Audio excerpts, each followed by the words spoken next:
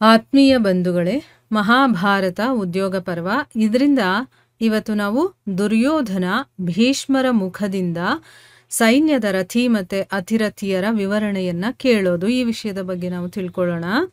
ರಾಜ ಧೃತರಾಷ್ಟ್ರ ಕೇಳ್ತಾನೆ, ಸಂಜಯ, ಯಾವಾಗ ಅರ್ಜುನ ರಣಭೂಮಿಯಲ್ಲಿ ಭೀಷ್ಮರ ವಧೆಯನ್ನ ಮಾಡ್ತೀನಿ ಅನ್ನುವಂತಹ ಪ್ರತಿಜ್ಞೆಯನ್ನ ಮಾಡಿದ್ನೋ, ಆಗ ನನ್ನ ಮೂರ್ಖ ಪುತ್ರರಾದಂತಹ ದುರ್ಯೋಧನಾದಿಗಳು ಏನು ಮಾಡಿದ್ರು? ನನಗಂತೂ ಈಗ ಹೇಗೆ ಅನ್ನಿಸ್ತಾ ಇದೆ ಅಂತಂದ್ರೆ, ಶ್ರೀಕೃಷ್ಣನ ಜೊತೆಗಾರನಾದಂತಹ ಅರ್ಜುನ ಸಂಗ್ರಾಮದಲ್ಲಿ ನಮ್ಮ ಕಾಕ ಭೀಷ್ಮ ಇದಾರಲ್ಲ, ಅಂದ್ರೆ ಚಿಕ್ಕಪ್ಪ, ಕಾಕ ಅಂದ್ರೆ ಚಿಕ್ಕಪ್ಪ, ಭೀಷ್ಮರನ್ನ ಕೊಂದೇ ಬಿಟ್ಟಿದ್ದಾನೇನೋ ಅಂತ ಅನ್ನಿಸ್ತಾ ಇದೆ. ಇಷ್ಟೇ ಅಲ್ಲದೆ ನನಗೆ ಮಹಾಪರಾಕ್ರಮಿಗಳಾದಂತಹ ಭೀಷ್ಮರು ಪ್ರಧಾನ ಸೇನಾಪತಿಯ ಪದವಿಯನ್ನ ಪಡೆದ ಮೇಲೆ ಏನು ಮಾಡಿದ್ರು ಅಂತ ತಿಳ್ಕೋಬೇಕು ಅಂತ ಅನ್ನಿಸ್ತಾ ಇದೆ ಅಂತಂದ್ಬಿಟ್ಟು ಧೃತರಾಷ್ಟ್ರ ಹೇಳ್ತಾ ಇದ್ದಾನೆ. ತನ್ನ ಮನಸ್ಸಿನ ಅನಿಸಿಕೆಯನ್ನು ಕೂಡ ಹೇಳಿದಾನೆ. ನೋಡಿ, ಇಲ್ಲಿ ಆಗಲೇ ಭೀಷ್ಮರನ್ನ ಕೊಂದೇ ಬಿಟ್ಟಿದ್ದಾನೆ ಇವನು ಅನ್ನೋ ರೀತಿ ಅನ್ನಿಸ್ತಾ ಇದೆ. ಮತ್ತೆ ಸೇನಾಧಿಪತಿ ಆದ್ಮೇಲೆ ಭೀಷ್ಮರು ಏನ್ ಮಾಡಿದ್ರು, ಈ ವಿಚಾರದ ಬಗ್ಗೆನೂ ತಿಳಿಸು.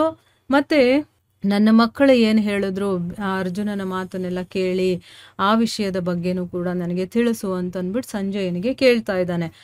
ಅದಕ್ಕೆ ಸಂಜಯ ಹೇಳ್ತಾನೆ, ಮಹಾರಾಜರೇ, ಸೈನ್ಯಾಧ್ಯಕ್ಷದ ಪದವಿಯನ್ನ ಪಡ್ಕೊಂಡ ಮೇಲೆ ಶಾಂತನು ನಂದನನಾದಂತಹ ಭೀಷ್ಮರು ದುರ್ಯೋಧನನ ಪ್ರಸನ್ನತೆಯನ್ನ, ಅಂದ್ರೆ ಅವನಿಗೆ ಇನ್ನೂ ಸಂತೋಷ ಆಗಬೇಕು, ಆ ರೀತಿ ಅವನ ಸಂತೋಷವನ್ನ ಹೆಚ್ಚು ಮಾಡ್ತಾ ಹೇಳ್ತಾರೆ, ನಾನು ಶಕ್ತಿಪಾಣಿಯಾದಂತಹ ಭಗವಂತ ಸ್ವಾಮಿ ಕಾರ್ತಿಕೇಯನಿಗೆ ನಮಸ್ಕಾರ ಮಾಡಿ. ಅಂದ್ರೆ ದೇವತೆಗಳ ಸೇನಾಧಿಪತಿ ಕಾರ್ತಿಕೇಯ ಅಲ್ವಾ, ಸೊ ಆ ಕಾರ್ತಿಕೇಯನಿಗೆ ನಾನು ನಮಸ್ಕಾರ ಮಾಡಿ ಈ ದಿನ ನಿನ್ನ ಸೇನಾಧಿಪತಿ ಆಗ್ತೀನಿ ಅಂತ ಹೇಳಿದ್ರು. ಈಗ ನೀನು ಇದರಲ್ಲಿ ಯಾವ ರೀತಿಯ ಸಂದೇಹನೂ ಪಡಬೇಡ.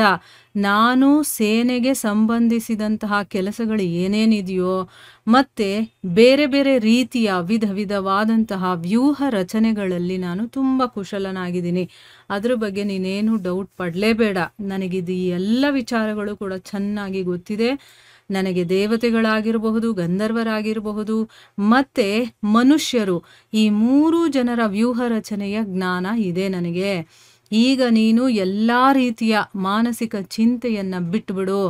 ನಾನು ಶಾಸ್ತ್ರಾನುಸಾರವಾಗಿ, ಅಂದ್ರೆ ನೋಡಿ, ಇಲ್ಲಿ ದುರ್ಯೋಧನನಿಗೆ ಮಾನಸಿಕವಾಗಿ ಈಗ ಸಪೋರ್ಟ್ ಕೊಡ್ತಾ ಇದ್ದಾರೆ, ಆಯ್ತಾ. ನೀನು ಸೈನ್ಯದ ಬಗ್ಗೆ, ವ್ಯೂಹ ರಚನೆ ಬಗ್ಗೆ ಏನೂ ತಲೆ ಕೆಡಿಸ್ಕೋಬೇಡ. ನಾನು ನಿನ್ನ ಸೇನಾಧಿಪತಿ ಆಗಿದ್ದೀನಲ್ವಾ, ನನಗೆ ಬೇಕಾದಷ್ಟು ತಿಳುವಳಿಕೆ ಇದೆ, ಯುದ್ಧದ ಬಗ್ಗೆ ಆಗಿರ್ಬೋದು, ವ್ಯೂಹ ರಚನೆಯ ಬಗ್ಗೆ ಆಗಿರಬಹುದು.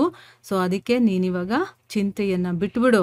ನಾನು ಶಾಸ್ತ್ರಕ್ಕನುಸಾರವಾಗಿ, ಶಾಸ್ತ್ರದಲ್ಲಿ ಯಾವ ರೀತಿ ಇದೆಯೋ ಆ ರೀತಿ, ಅಂದ್ರೆ ಧರ್ಮದ ರೀತಿಯಲ್ಲಿ ನಾನು ನಡ್ಕೋಬೇಕು. ಸೊ ಅಧರ್ಮ ಅಂತೂ ನಾನು ಮಾಡೋದಿಲ್ಲ, ಆದರೆ ಶಾಸ್ತ್ರಕ್ಕನುಸಾರವಾಗಿ ನಿನ್ನ ಸೈನ್ಯದ ರಕ್ಷಣೆಯನ್ನ ಯಥೋಚಿತವಾಗಿ ಮಾಡ್ತಾ ನಾನು ನಿಷ್ಕಪಟ ಭಾವದಿಂದ ಪಾಂಡವರ ಜೊತೆ ಯುದ್ಧ ಮಾಡ್ತೀನಿ.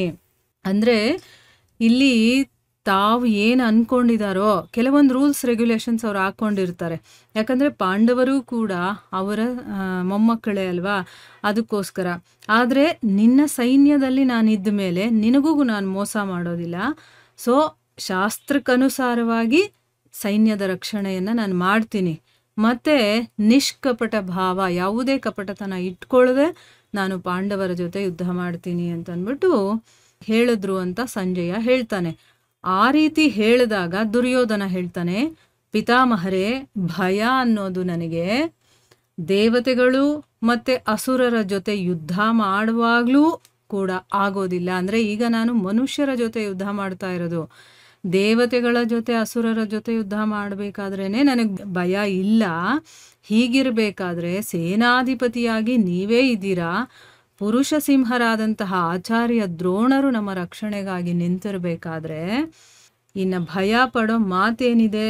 ನೀವು ನಿಮ್ಮ ಮತ್ತೆ ವಿಪಕ್ಷದವರ ಎಲ್ಲ ರಥಿ ಮತ್ತೆ ಅತಿರಥಿಗಳನ್ನ ತುಂಬಾ ಚೆನ್ನಾಗಿ ತಿಳ್ಕೊಂಡಿದ್ದೀರಾ. ಅಂದ್ರೆ ನಮ್ಮ ಪಕ್ಷದಲ್ಲಿ ಯಾರೆಲ್ಲ ರಥಿ ಅತಿರಥರಿದ್ದಾರೆ, ಮತ್ತೆ ವಿಪಕ್ಷ ಅಂತಂದ್ರೆ ಪಾಂಡವರ ಪಕ್ಷ, ವಿರುದ್ಧ ಪಕ್ಷದಲ್ಲಿ ಯಾರೆಲ್ಲ ರಥಿ ಅತಿರಥಿಗಳು ತುಂಬಾ ಚೆನ್ನಾಗಿದ್ದಾರೆ ಅನ್ನೋದು ಗೊತ್ತಿದೆ ನಿಮ್ಗೆ. ಅದಕ್ಕೋಸ್ಕರ ನಾನು ಮತ್ತೆ ಈ ಎಲ್ಲ ರಾಜರು ಕೂಡ ನಿಮ್ಮ ಮುಖದಿಂದಾನೇ ಅವರ ಸಂಖ್ಯೆಯನ್ನ ಕೇಳೋದಕ್ಕೆ ಇಷ್ಟಪಡ್ತೀವಿ.